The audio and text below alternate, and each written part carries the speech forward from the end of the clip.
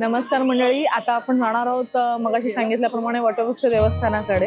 आणि आता जिथे आपण उभा आहोत हे अन्नछत्र मंडळ आहे। इथे सकाळी आणि संध्याकाळी दोन्ही वेळेला महाप्रसादाचा लाभ असतो आणि लाखो भक्तगण दररोज या सेवेचा उपभोग घेतात। आणि आता आपण जाणार आहोत इथून अन्नछत्र मंडळाकडनं आपण आता जाणार आहोत वटवृक्ष देवस्थानाकडे। तर चला जाऊया। या गल्लीमधनं 2 मिनिटाच्या अंतरावरती आपल्याला वटवृक्ष देवस्थान आहे। आजूबाजूला तुम्हाला भरपूर पूजेची साहित्य असलेली दुकानं मिळतील। सो तुम्ही कुठूनही स्वामींसाठी इथून प्रसाद घेऊ शकता किंवा काही सेवेसाठी हार फुलं जे असतील ती घेऊ शकता।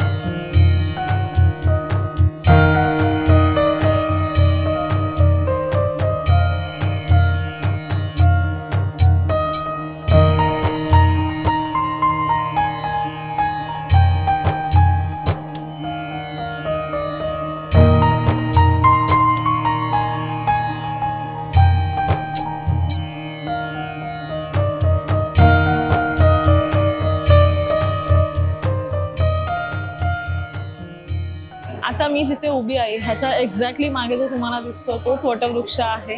आणि स्वामींचं जेव्हा स्वामी इथे अस्तित्वात जेव्हा होते तेव्हा ह्याच वटवृक्षाखाली त्यांनी जास्तीत जास्त वेळ प्रतीत केलेला आहे। तर आता आपण वटवृक्ष मंदिरामध्ये आलेलो आहोत। तर पुढे काही कारणास्तव आपल्याला आतमधलं दर्शन देता येणार नाहीये, पण वटवृक्षाचं दर्शन तुम्हाला दाखवू शकतो। आपण इथे उभे आहोत। हा वटवृक्ष मंदिराबाहेरील परिसर आहे आणि तुम्ही बघाल तर तुम्हाला दिसेल हे संपूर्ण मंदिर जे आहे ते पूर्ण रिनोव्हेट केलेलं आहे। पहिले आपलं मंदिर असं नव्हतं, आता हे रिनोव्हेट जस्ट केलेलं आहे गेल्या काही वर्षांपासून। आणि लाखो भाविकांची श्रद्धा आहे, जसा पहिले स्वामींचा वास इथे होता तसाच आजही या वटवृक्षाजवळ स्वामी वास करतात। हा लाखो भक्तगणांची श्रद्धा आहे आणि त्याच आसेपोटी किंवा त्याच श्रद्धेपोटी भावापोटी आजही लाखो भक्तगण इथे येतात आणि स्वामींच्या चरणांपाशी नतमस्तक होतात।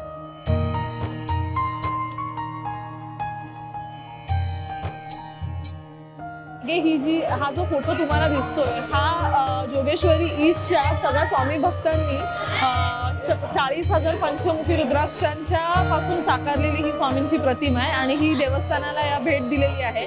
आणि लाखो भक्तगण येऊन इथे सुद्धा म्हणजे ती श्रद्धेपोटी तिथे फोटो काढतायत किंवा हे करतात। पण ही 40,000 पंचमुखी रुद्राक्षापासून साकारलेली प्रतिमा आहे। मित्र, आता आपल्या वटवृक्षाचं दर्शन झालेलं आहे आणि आपण आता नेक्स्ट ब्लॉग कडे लवकरच येतो। तर तुम्ही कंटिन्यू राहा आणि हा ब्लॉग नक्की पूर्ण बघा।